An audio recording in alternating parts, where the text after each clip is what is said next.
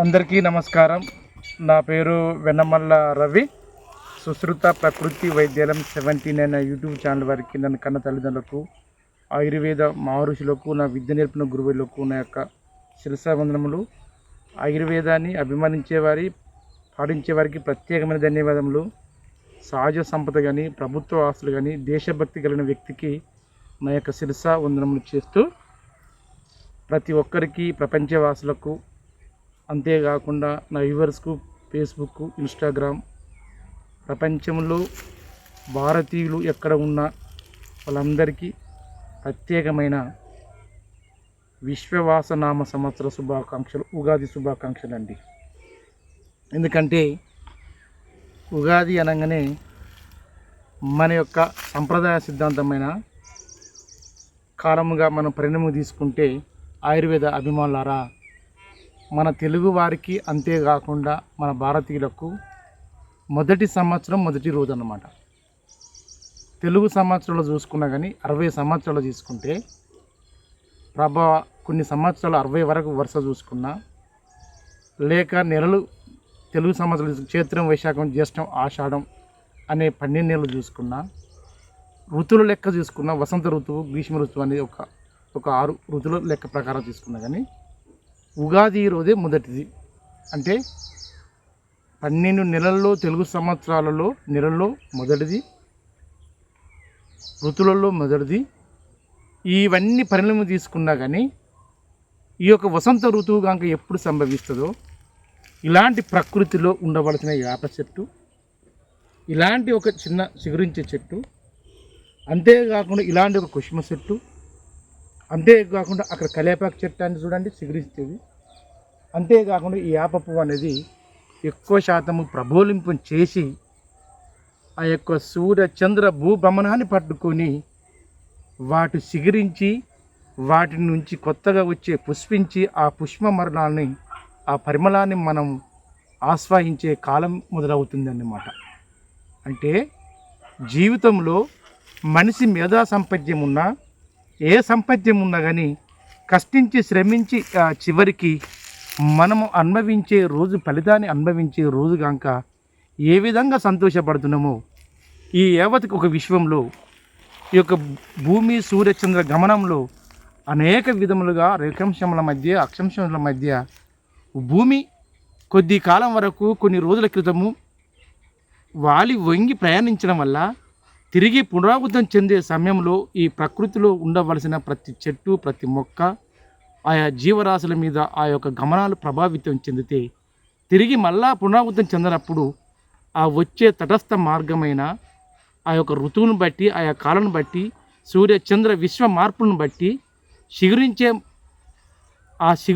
ఆ పుష్పించే ఆ పరిమళాన్ని మనం అనుభవించే సమయమే ఉగాదండి. అంతవరకు అలాంటి ఉగాది పండుగ ఎవరైతే విశ్వంలో జరుపుకుంటారో వాళ్ళందరికీ మరొకసారి విశ్వవాసనామ సంవత్సర శుభాకాంక్షలు తెలియజేస్తూ, ప్రపంచవాసులారా, నా యొక్క ఆయుర్వేద అభిమానులారా, ప్రతి ఒక్కరికి ప్రత్యేకమైన ధన్యవాదాలు తెలియజేస్తూ, విశ్వనామ సంవత్సరం మన యొక్క సంవత్సర కాలంలో ఉన్నట్టుగా, విశ్వం అంటే గాలి, నీరు, ఆకాశంలో ఉన్న నక్షత్రాలు, భూమి, చంద్రుడు, ఇవన్నీ అంటే ఇవన్నీ ఆవరించి ఉన్న ప్రాంతాన్ని విశ్వం అంటారు. ఒక ప్రాంతంలో ఉండవలసిన అనేక జీవులను విశ్వం అంటారు. ఆ జీవులలో ఒక జీవి చూసుకున్నా కానీ అది కూడా ఒక విశ్వము. అంటే ఈ విశ్వము మార్పు చెందినప్పుడు ఎలా మార్పు చెందాలి విశ్వము అంటే, కిరణజన్య సమయోక్రియతోని ఒక చెట్టు ఒక కాడనే ఉండి తన భూమిలో ఉన్న ఖనిజలవణాలు గ్రహించుకొని సూర్యుడి నుంచి వచ్చిన యొక్క మన యొక్క హరితరేణువుతోని, అంతేకాకుండా గాలిలో ఉన్న యొక్క ఆక్సిజన్ ఉపయోగించుకొని అవి కార్బన్ కిరణజన సమయక్రియలో కావలసిన ఒక ఆరోగ్యసిద్ధమైన ఆహార పదార్థాన్ని మొక్క తయారు చేసుకుంటుంది. తిరిగి ఆక్సిజన్ క్రియ చేసుకున్నప్పుడు ఆక్సిజన్ బయటికి విడుదల చేస్తే ప్రపంచంలో ఉన్న ప్రతి జీవరాశి దాన్ని అనుభవించి బతుకుతుంది. అదే దానికి కార్బన్ డైఆక్సైడ్ గ్రహించుకొని దాని యొక్క ఆక్సిజన్ ఉన్నప్పుడు, అంటే మొక్క 3 శ్వాసక్రియ ఒకటి, కార్బన్ డైఆక్సైడ్ క్రియ ఒకటి, కిరణజన సమయక్రియ అంటే 3 పద్ధతులు తన కదలకుండా యథాతనముగా ఈ వాతావరణంలో ఉన్న ప్రతి ఒక్కదాన్ని శోధించి దాని సూక్ష్మమైన ఫలాలను, తన సూక్ష్మమైన పదార్థాలను గ్రహించుకొని ఈ విశ్వానికి ఆ పచ్చని చిగురుగాంక ఎప్పుడు ఏ విధంగా ఇచ్చిందో ఆ ఈ విశ్వనామ సంవత్సర సందర్భంగా ప్రతి ఒక్క మనిషి, ప్రతి ఒక్క జీవి, అన్నిటికంటే ఈ మానవ జీవి ఈ విశ్వనామ సంవత్సరం సందర్భంగా ఒక మొక్కలాగా ఎదగాలి. ఈ ప్రపంచంలో వినాశనానికి దారి తీసిన రసాయనిక పదార్థాలు, మన యొక్క చెడు విధానములు, మన కట్టుబాటు విధానములు, ప్లాస్టిక్ విధానములు అన్నిటిని బహిష్కరించి, అంతేకాకుండా మత్తు మద్యాన్ని దూరం పెట్టి ఈ విశ్వనామవాస సంవత్సరానికి పురస్కరించుకొని ప్రతి ఒక్కరికి మిమ్మల్ని తలుసుకుంటూ, మిమ్మల్ని వేడుకుంటూ, మిమ్మల్ని మీకు జోడించి పెట్టేది ఒకటి ఆయుర్వేద అభిమానారా. నామ సంవత్సరం సందర్భంగానైనా ప్రతి ఒక్కరు ఈ ఉగాది పండుగ సందర్భంగా ఈరోజు ఈ క్షణం నుంచనగానే మార్పు రావాలి. మత్తు మద్యాన్ని దూరం పెట్టండి, ప్లాస్టిక్ను దూరం పెట్టండి, పర్యావరణం కాపాడండి, వ్యాధులు దూరం పెట్టండి. మన క్రమశిక్షణ, మన బాధ్యత, మన జీవన విధానము ఒక మొక్కలాగా ఉన్నప్పుడే ఈ విశ్వం బతికే అవకాశం ఉంది. ఈ విశ్వంలాగానే మారాలని మిమ్మల్ని మరొక్కసారి ప్రార్థించుకుంటూ ఈరోజు మనం జరుపుకునే ఒక ఉగాది పండుగ సందర్భంలోకి వెళ్ళిపోతున్నాం. అయితే ఉగాది, సంక్రాంతి, దసరా ఇవన్నీ తెలుగు లేక భారతీయుల ఒక సంప్రదాయం. వాస్తవమే, భారతదేశం అంటేనే ఒక ఉపఖండం. ప్రపంచానికి విజ్ఞానము నేర్పింది, విశ్వానికి బతుకు తెరువు నేర్పింది. ఈ విశ్వానికి విశ్వరూపంగా రూపుదాల్సిన భూభాగం ఏంటంటే మన భరతఖండం. అది 100% వాస్తవం. అందుకే ప్రపంచంలో భారతదేశం అంటే ఒక ఉపఖండం. అంటే అన్ని కుల మత వర్ణ విభేదాలకు కలుషితం లేకుండా మంచి పవిత్రమైన మనసుతోని అన్ని రకాలుగా ప్రపంచంలో అనేక విధాలుగా ఉష్ణోగ్రతలు, అనేక విధాలుగా జీవకోటి సకల జీవులు జీవించజేసే గడ్డ ఏదంటే మన భారతదేశం. అందుకే ఈ విశ్వానికి భారతదేశమే మూలం. అందులో నివసిస్తున్న మనుషులే మూలము, అన్ని నివసిస్తున్న జీవరాశులే మూలము, అన్ని మొక్కలు మూలం. కానీ అలాంటి మూలధానమైన దేశాన్ని మనమే దాన్ని ఆలోచించక, గ్రహించక మనమే ఆ చివరికి మత్తు పానీయాలు, ప్లాస్టిక్ను ఇవన్నీ ప్రవేశపెట్టి మనమే వినాశనం చేసుకున్నాం. అది ఎవరు చేయలే. బయటి దేశస్తులు కానీ, లేదంటే బయట సైంటిఫిక్లు కానీ, శత్రు దేశస్తులు కానీ, మిత్రు దేశస్తులు కానీ ఎవరు చేయలే. ఎందుకు?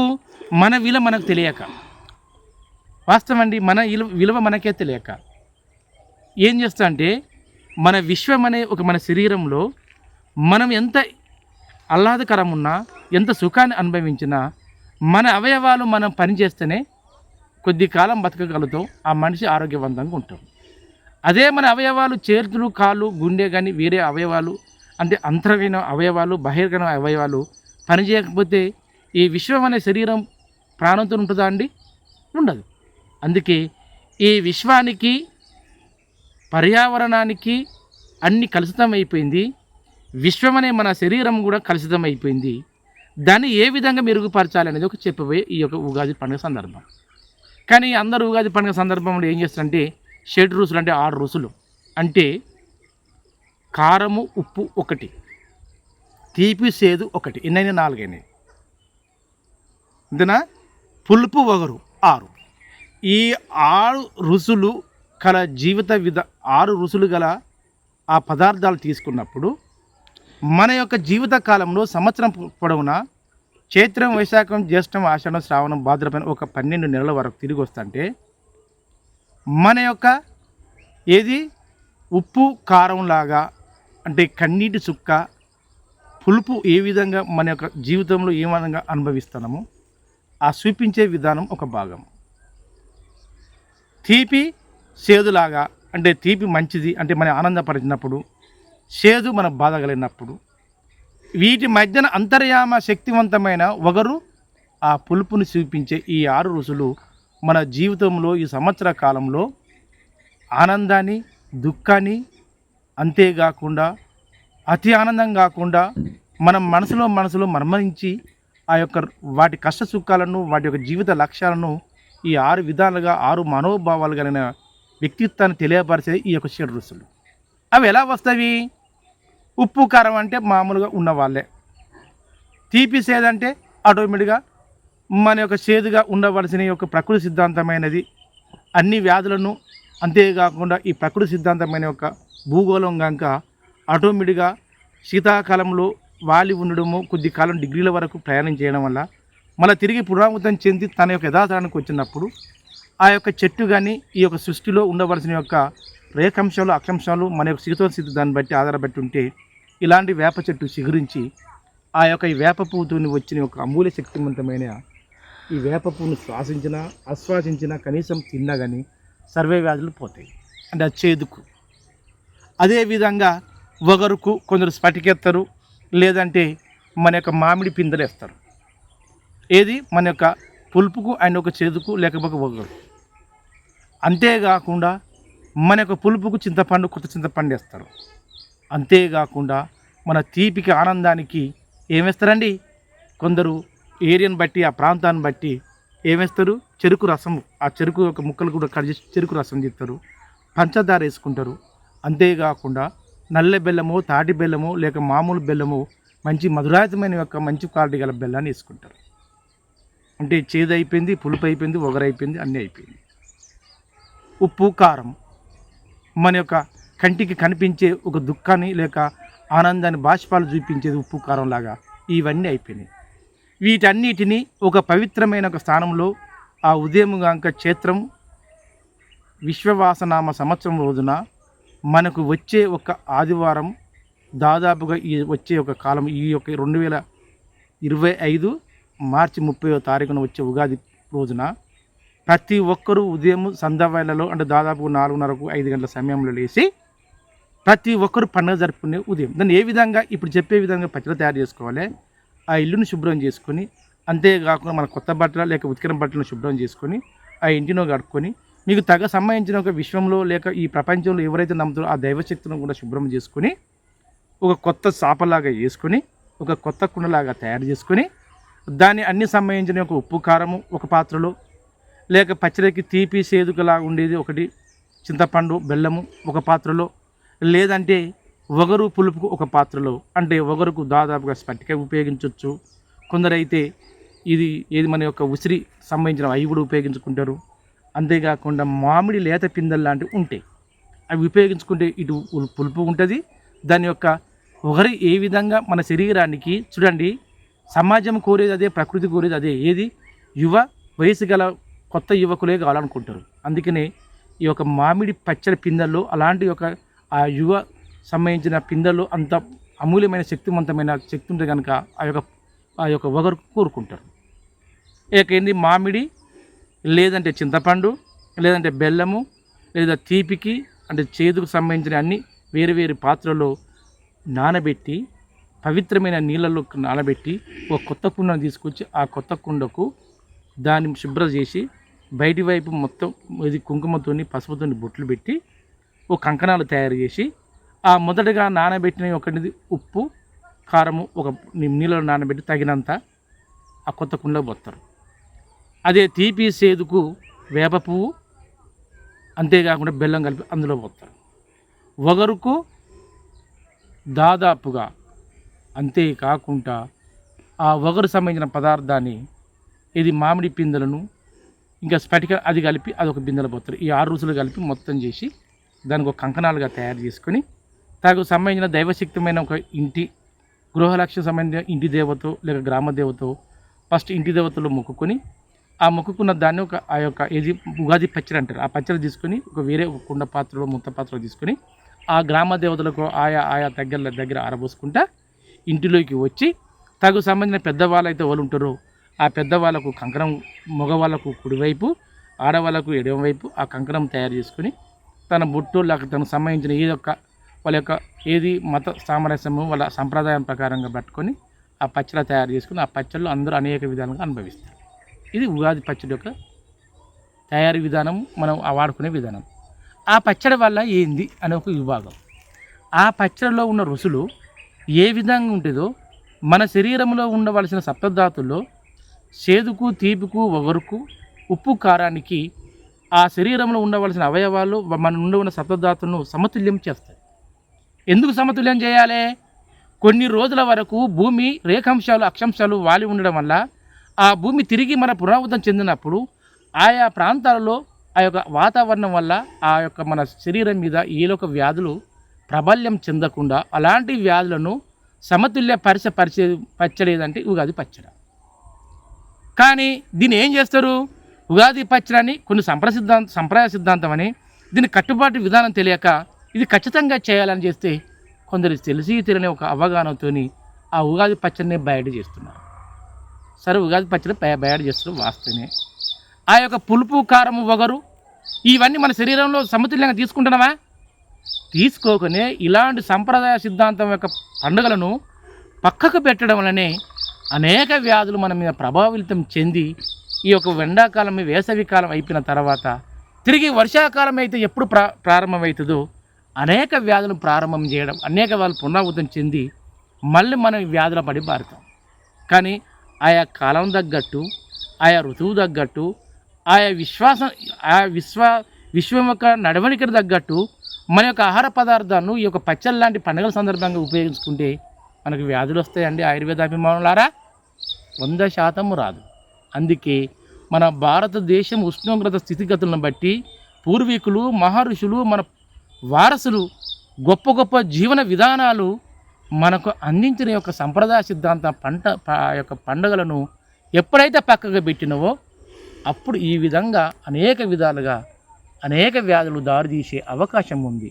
ప్రతి ఒక్కరికి, ప్రపంచవాసులకు, తెలుగు వాళ్ళకు, అంతేకాకుండా భారతీయ ప్రజలకు ప్రతి ఒక్కరికి నేను 2 చేతులు జోడించి మీకు దండం పెట్టి కోరేది ఒకటే. ప్రతి పండుగ అమూల్య శక్తివంతమైన ఆయుర్వేద విధానం ఉన్నది. ప్రతి సంప్రదాయము మన యొక్క భూమి గురుత్వాకర్షణ శక్తి, సూర్యచంద్ర గురుత్వాకర్షణ శక్తి, మన శరీరంలో ఉన్న విద్యుతస్కంద తరంగాలు, ఈ భూమికి ఉండవలసిన గురుత్వాకర్షణ శక్తి 2 అనులోమానపాతం, విలోమానపాతం ప్రేరణ చేసే శక్తివంతమైన విధానాలు ఉన్నాయి. వాటికి అనుకరించుకున్న కనీసం మన ఇంట్లో పూర్తిగా సంప్రదాయ సిద్ధాంతమైన పాటించకుండా కానీ మన జీవన విధానంలో ఆరోగ్యరీత్యా, మన పిల్లలకు ఆరోగ్యరీత్యా ఈ ప్రపంచంలో ఉండవలసిన వింత విషపూరితమైన యొక్క ఆ విషయాలను బయటికి తరిమి కొట్టే విధంగానన్నా మనం పాటించడానికి ప్రయత్నం చేయాలి. అలా చేస్తారని ఆశించుకుంటూ నేను ఒకటి అండి ఆయుర్వేద అభిమానులారా, ఈ యొక్క విశ్వ వాసనామ సంవత్సరం సందర్భంగా ప్రతి ఒక్కరిని కోరేది ఒకటే. విశ్వంలో జీవి అనగా ఏదని ఈ యొక్క నారదముని మరియు కొందరు గొప్ప గొప్ప మేధా సంపద మహర్షులు కోరుకుంటున్నాడు. ఇది ఇక్కడ గురి ఒక నారద మునీశ్వరుని కోరిన పక్కకు ఆయన మిత్రుడు కలిసి అంటాడు కదా, అయ్యా ఈ ప్రపంచంలో జీవి అంటే ఏం తెలుసా అంటాడు. ఏంది నాన్న అని నారదుడు అడుగుతాడు. ఏమి లేదండి, నేను బతికినంత కాలము నా యొక్క భోగభాగ్యాలు అనుభవించడమే. నేను మనిషి పుట్టిన కదా, నాకు నచ్చిన స్త్రీని అనుభవించడం అని నారదమునికి ఆ విశ్వంలో ఉన్న మొత్తం ఎవరు, ఆ విశ్వంలో ఉండవలసిన దేవతలు అందరు దేవతలు, యేసు ప్రభుకు, అల్లా, నారదముని, శంకరుడు అందరు దేవులు మొత్తం దేవత సమావేశము, ఉగాది సమావేశం అని మొత్తం పరిచయం.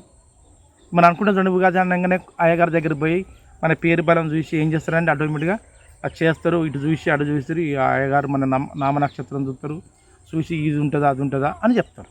ఎందుకు? ఉగాది పండుగ రోజే మన యొక్క జీవిత చరిత్రాత్మక వ్యవసాయ రంగం కానీ, లేదంటే వైద్య రంగం కానీ, లేదంటే వ్యాపార రంగం, ఏ రంగమైనా కానీ ఆ రోజు కనుక మొదలు పెట్టుకుంటే శుభాలు జరుగుతాయని మా యొక్క నమ్మకం. వాస్తవంగా శుభాలు జరుగుతాయి. ఎందుకు? సూర్యచంద్ర భూభ్రమణాన్ని ఆటోమేటిక్గా మంచి మార్గంలోకి ప్రవేశిస్తుంది కనుక ఆ ప్రవేశన మార్గం పట్టుకొని ఆటోమేటిక్గా శుభాలు జరుగుతాయని ఆటోమేటిక్గా ఆ యొక్క నమ్మకంతో ఆ రోజు అందరూ అనుభవిస్తారు, అందరూ వచ్చేస్తుంటారు. అదేవిధంగా ఈ విశ్వంలో ఉన్న వాళ్ళందరూ కలిసి ఏం చేస్తాడు, ఒక నారదముని అయితేంది, ఇది మన యొక్క విష్ణు మహారాజ్ అయితేంది, ఆ యొక్క నరసింహ అందరూ దేవతలు. కానీ అంటే ఎవరంటూ దేవతలు అంటే మంచి గురించి ఆలోచించే వాళ్ళని దేవతలు అని ఈ విశ్వంలో ఉండవలసిన వాళ్ళందరూ, ప్రపంచంలో ఉండవలసిన వాళ్ళందరూ తీసుకొచ్చి పెద్ద సమావేశం పడతారు. పరిచి అన్ని కులాల వాళ్ళు, మతాల వాళ్ళు, అన్ని వర్గాల ప్రజలు, ప్రపంచవాసులు అందరూ వచ్చి కొన్ని లక్షల మంది, 1000 మంది సమావేశం జరుగుతుంది. ఆ ఎవరైతే మంచి గురించి మాట్లాడే పోరాడే దేవతలు ఉంటారు కానీ ఆ దేవతలు పైన స్టేజ్ మీద కూర్చుంటారు, చేస్తారు.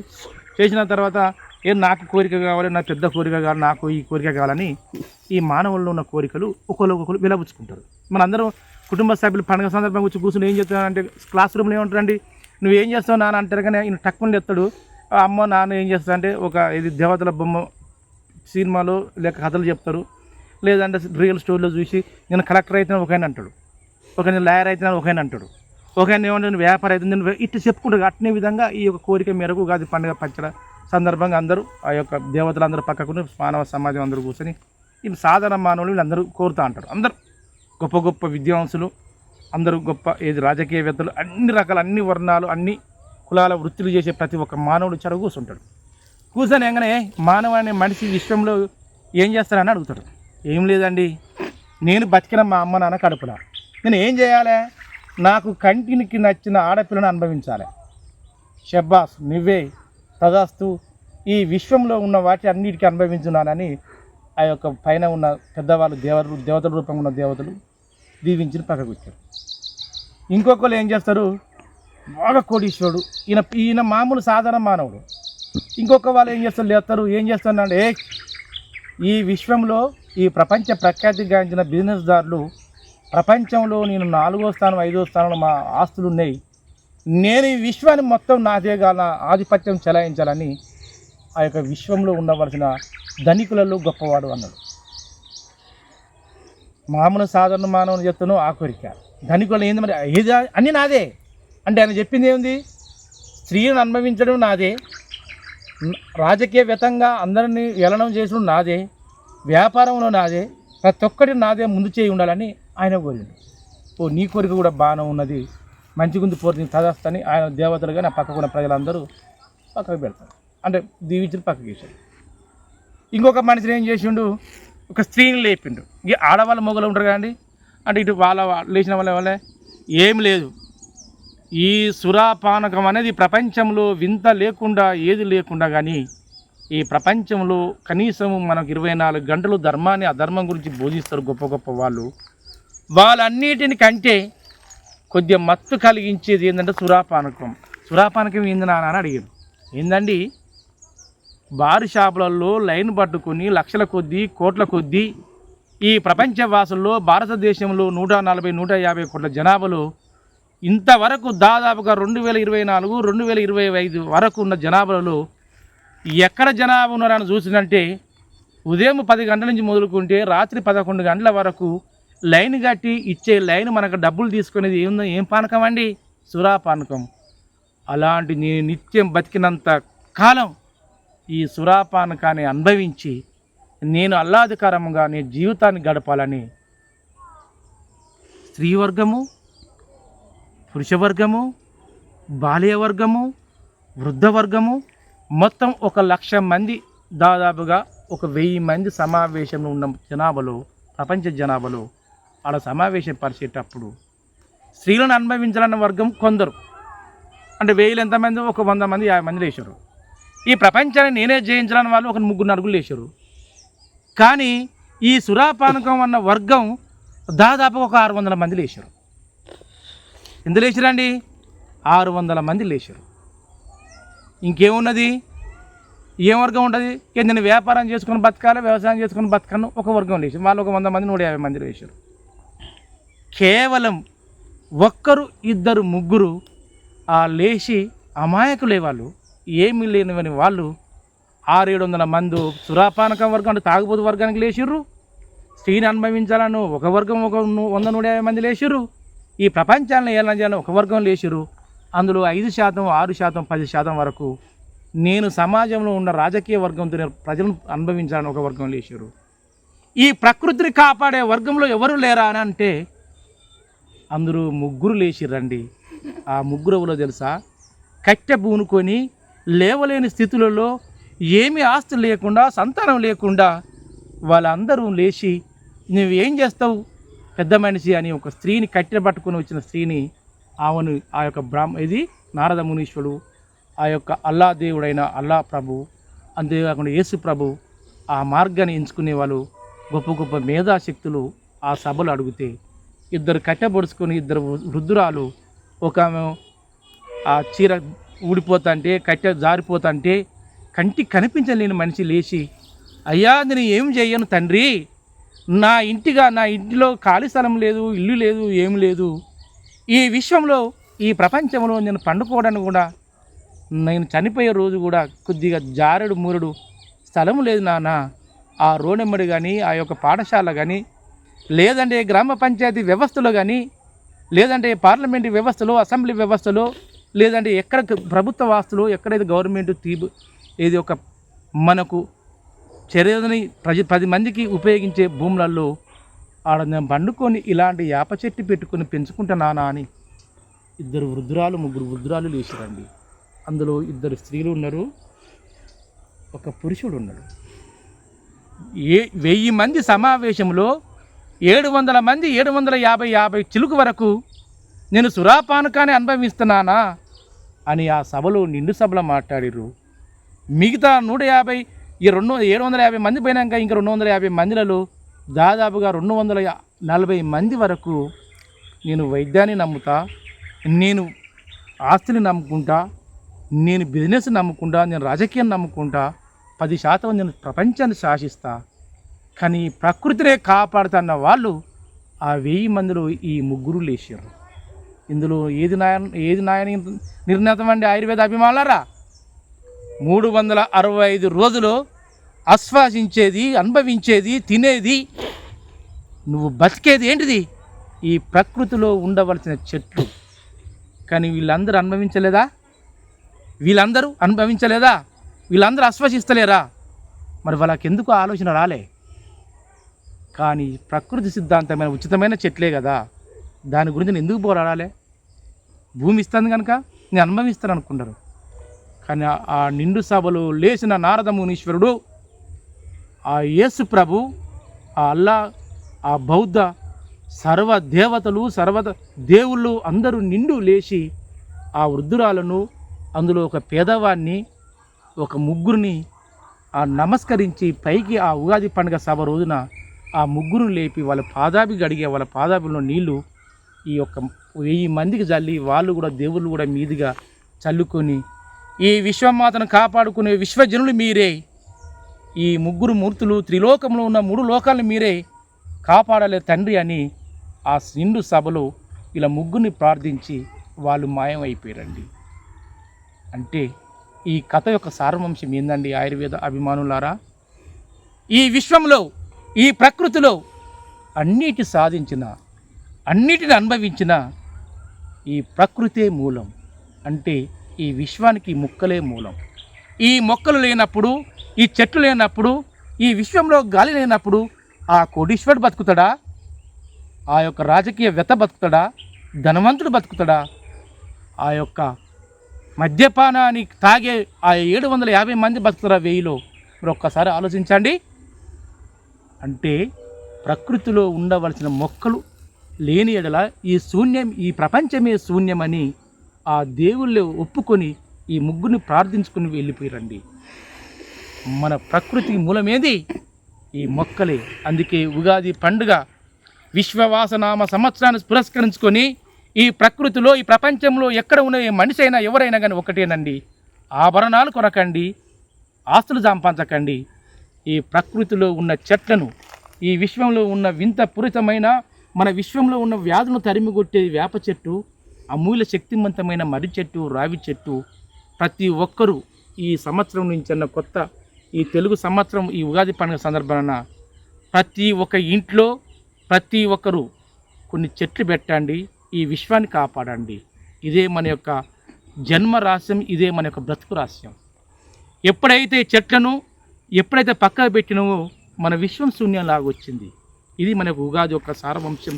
దీన్ని చేస్తారండి.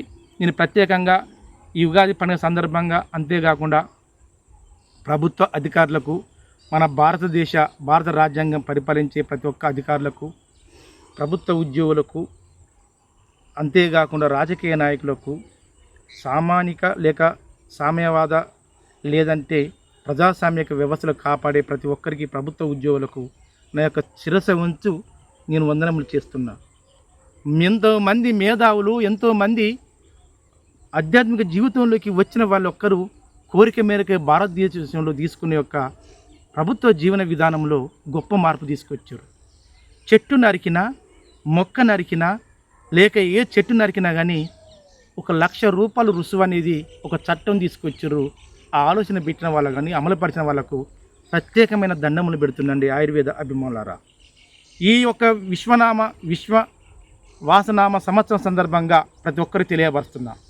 ఈ విశ్వంలో ఉన్న గ్రామ వ్యవస్థ కానీ, పట్టణ వ్యవస్థ కానీ, లేక రాష్ట్రీయ వ్యవస్థ కానీ, ఏ యొక్క వ్యవస్థ అయినా మన భారతదేశంలో ఉన్న వాళ్ళకి ఒక్కటేనండి. ఇక నుంచి ప్రభుత్వాలు కానీ, ప్రైవేటు కానీ, స్వచ్ఛంద సంస్థలు కానీ, ప్రతి మనిషి 18 సంవత్సరాలు నిండిన ప్రతి భారతీయుడు ఒక అగ్ని భారతీయుడు కావాలి. ప్రతి మొక్కను కాపాడాలి, ఈ విశ్వాన్ని కాపాడాలి, ప్రతి పరమాణువును, దేశంలో ఉన్న ప్రతి పరమాణువును కాపాడాలి. అలా కాపాడినప్పుడే నువ్వు బతుకుతావు, నీ కుటుంబం బతుకుతుంది, ఈ విశ్వం బతుకుతుంది. కానీ ఎందుకులే అని చేస్తే ఈ చట్టాలను ఈ ప్రభుత్వాలు చొరవ తీసుకొని చట్టపరమైన విధి విధానాలు, ఈ పర్యావరణానికి వ్యతిరేకమైన ప్లాస్టిక్ను, ఈ మద్యము, మత్తుపరాని వీటన్నిటినీ ఒక ప్రపంచంలో ఉన్న విశ్వం మాతైన ప్రజల యొక్క ప్రాణాలు కోల్పోయే విధంగా ఈ చెలరేగుతున్నాయి. వాటిని అరికట్టడానికి కఠినమైన చట్టాలను తీసుకురావాలి.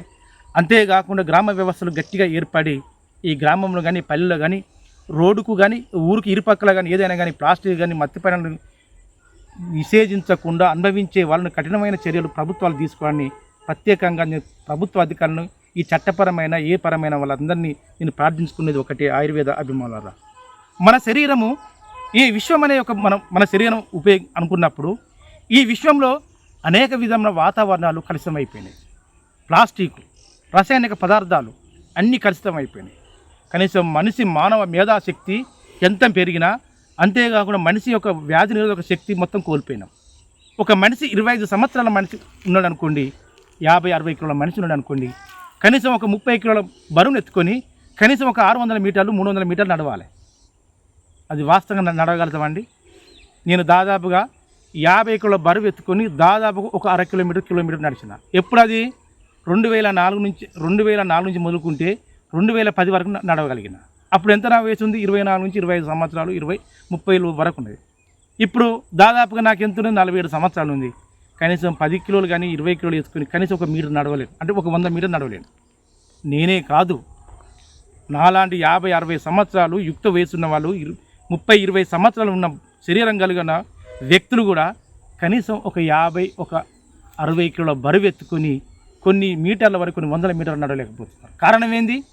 కలుషితమైన వాతావరణం, ఆక్సిజన్ శ్వాసించడం వల్ల, మన తిను పదార్థాలు తినడం వల్ల మనలో ఉన్న పోషక పదార్థాలు, మన ఇమ్యూనిటీ పవర్ తగ్గి ఆ మనిషిలో ఓపుకుంటూ వస్తుంది. అందుకు ఈ విశ్వమే విషంగా మారింది, ఈ ప్రపంచమే విషంగా మారింది. ఆ ప్రపంచంలో కాపాడుకోవడానికి ఏం చేయాలి? ప్రభుత్వాలు కానీ, ప్రజలు కానీ, ప్రతి ఒక్క పాలకుడు కానీ, స్వచ్ఛంద సేవా సంస్థలు కానీ ముందుకు రావాలి. ఎలా ముందుకు రావాలి? ఈ విశ్వంలో మొక్కను కాపాడాలి.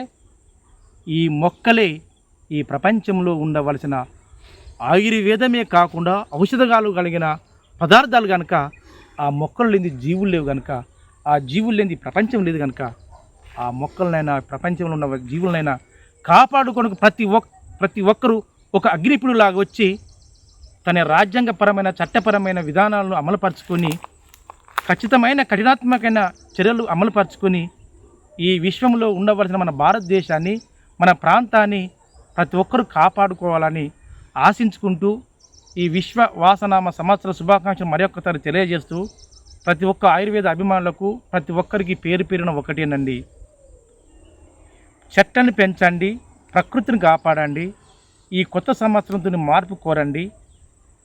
ఒక చిగురించే వసంత ఋతువు సంభవించిన రోజు మొదటి రోజున ఉగాది చైత్ర మాసంలో ఈ రోజున ఈ విధంగా చెట్టు ఏ విధంగా చిగురిస్తుంది, ఏ విధంగా పూతపూచి ఈ విశ్వంలో జీవులకు ఆరోగ్యాన్ని ఎలా కలిగిస్తుందో, అందరి చెట్టులాగా ఎదిగి స్వయం పోషకాలకు మొక్కలాగా ఎదిగి ఈ ప్రపంచాన్ని, అంతేకాకుండా భారతదేశ వ్యాప్తంగా, విశ్వమాత వ్యాప్తంగా మన ప్రాంతాన్ని మనమే కాపాడుకుంటానని మరొకసారి తెలియజేసుకుంటూ, విశ్వవాసనామ సంవత్సర శుభాకాంక్షలు మరొకసారి తెలియజేస్తూ, అందరూ బాగుండాలి.